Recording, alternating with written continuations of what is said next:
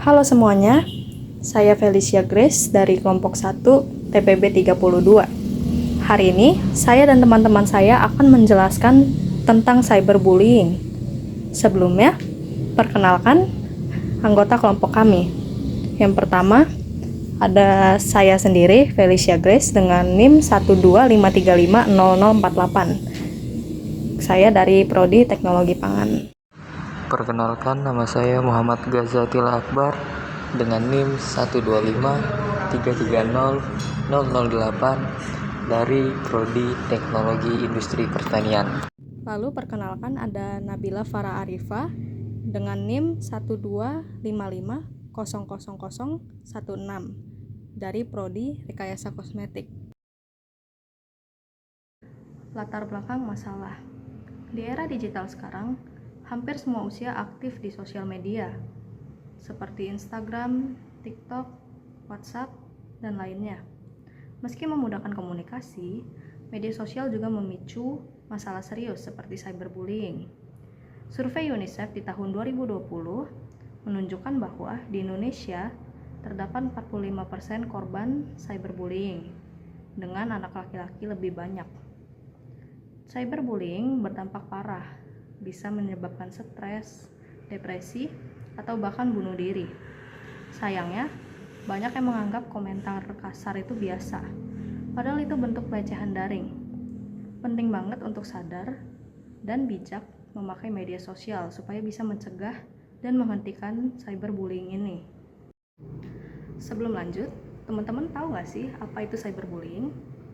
Cyberbullying adalah tindakan perundungan yang dilakukan di dunia maya, biasanya melalui media sosial, pesan teks, atau platform digital lainnya, berupa komentar negatif, pelecehan, atau penyebaran informasi negatif yang dapat menyebabkan stres, depresi, dan menurunkan rasa percaya diri korban. Sayangnya, banyak yang menganggap hal ini biasa, padahal dampaknya bisa sangat serius, bahkan sampai mendorong seseorang untuk melakukan hal ekstrim seperti bunuh diri. Jadi, penting banget untuk bijak dan sadar terhadap dampak dari perilaku ini supaya bisa dicegah bersama. Saya akan menjelaskan tentang bentuk-bentuk cyberbullying. Bentuk-bentuk cyberbullying itu sendiri diantaranya adalah yang pertama itu ada flaming, di mana pelaku akan mengirimkan pesan teks yang berisi kata-kata marah, kata-kata kasar, kata-kata negatif, atau frontal kepada si korban. Yang kedua, itu ada harassment atau gangguan. Nah, di sini pelaku akan mengirimkan berbagai macam pesan yang mengganggu secara terus-menerus dan berulang-ulang. Biasanya melalui email, SMS, atau pesan teks pada platform media sosial. Yang ketiga, itu ada denigration atau pencemaran nama baik. Di sini pelaku akan menyebarkan kebohongan, gosip, atau informasi yang merusak reputasi dan nama baik si korban di internet. Yang keempat, itu ada impersonation atau peniruan. Pelaku itu akan berpura-pura menjadi korban dengan mengirimkan pesan atau mungkin membuat postingan yang tidak baik, sehingga orang lain itu akan menyangka bahwa itu adalah korban, padahal itu adalah oknum yang tidak bertanggung jawab yang menyamar sebagai korban. Yang kelima, itu ada outing, di mana pelaku akan membagikan informasi pribadi, rahasia, atau foto-foto pribadi korban tanpa izin dengan tujuan untuk mempermalukannya. Yang keenam, itu ada trickery atau tipu daya.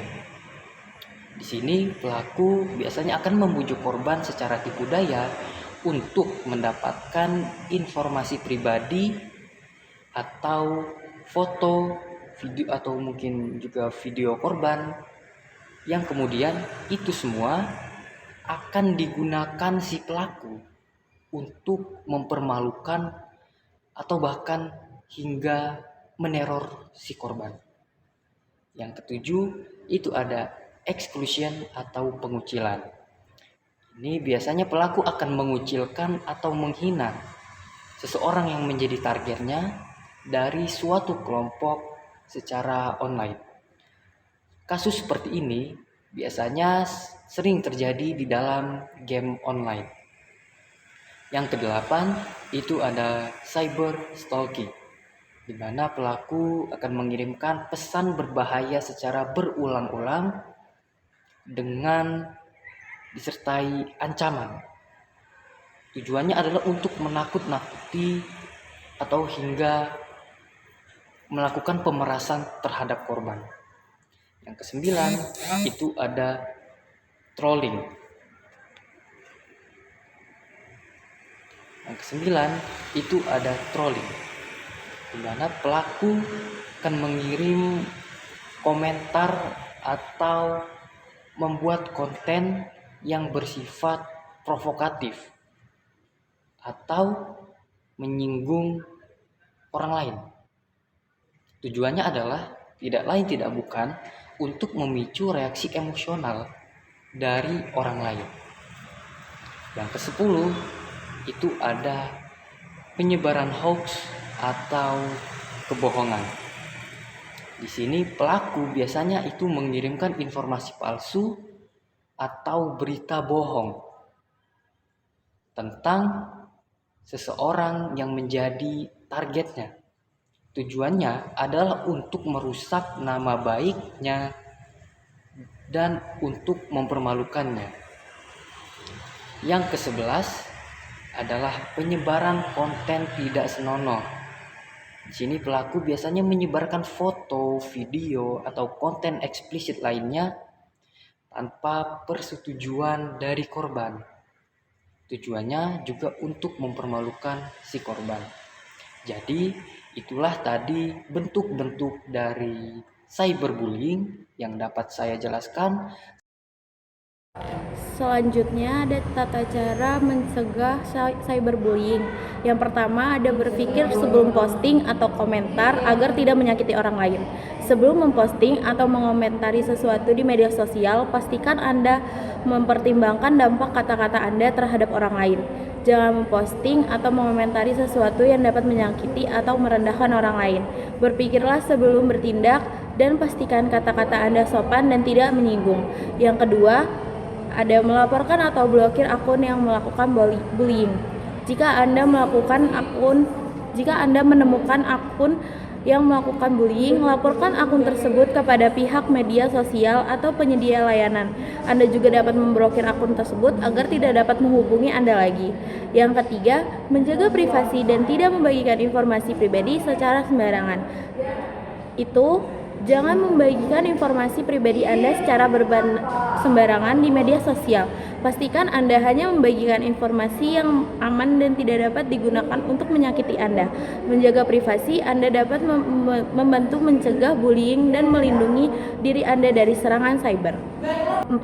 Ada mengedukasi diri dan orang sekitar tentang dampak buruk cyberbullying. Cyberbullying dapat memiliki dampak yang serius pada korban, termasuk stres, kecemasan, dan depresi. Dengan mengedukasi diri dan orang sekitar tentang dampak buruk cyberbullying, Anda dapat membantu meningkatkan kesadaran dan mencegah bullying. Anda dapat mempelajari lebih lanjut tentang cyberbullying dan membagikan pengetahuan Anda kepada orang lain. Yang terakhir, ada mendukung korban dan memberikan dukungan positif dan tidak menambahkan konflik. Jika Anda mengetahui seseorang yang menjadi korban cyberbullying, berikan dukungan positif dan jangan menambahkan konflik. Anda dapat mendengarkan cerita mereka, memberikan semangat, dan membantu mereka menemukan sumber daya yang tepat dengan mendukung korban dan dapat membantu mereka merasa lebih baik dan mengurangi dampak negatif dari bullying. Pesan inti dari kejadian cyberbullying adalah bahwa tindakan tersebut dapat memiliki dampak yang sangat serius dan berkepanjangan pada korban, baik secara emosional maupun psikologis. Cyberbullying dapat menyebabkan stres, kecemasan, depresi, dan bahkan berujung pada tindakan yang lebih ekstrim, seperti bunuh diri. Oleh karena itu, penting untuk meningkatkan kesadaran dan mengambil langkah-langkah pencegahan serta penanganan efektif terhadap cyberbullying. Kesimpulan dari materi kali ini ialah cyberbullying adalah tindakan mengancam, mengintimidasi, atau melecehkan seseorang melalui media digital. Dampaknya dapat sangat serius, termasuk stres, kecemasan, dan depresi. Untuk mencegah cyberbullying, penting untuk berpikir sebelum posting, melaporkan atau memblokir akun yang melakukan bullying, menjaga privasi, mengedukasi diri dan orang sekitar, serta mendukung korban dengan memberikan dukungan positif dengan meningkatkan kesadaran dan mengambil tindakan pencegahan. Kita dapat membantu menciptakan lingkungan online yang lebih aman dan positif. Berikut ini merupakan link konten edukasi mengenai cyberbullying dari kelompok kami. Teman-teman boleh cek video kami melalui link ini. Berikut ini ada poster dari kelompok kami mengenai cyberbullying. Sekian presentasi kami, kelompok 1 mengenai cyberbullying. Semoga di antara kita tidak ada pelaku ataupun korban terkait dengan masalah cyberbullying ini. Mari sama-sama menggunakan internet, media sosial dengan bijak. Terima kasih.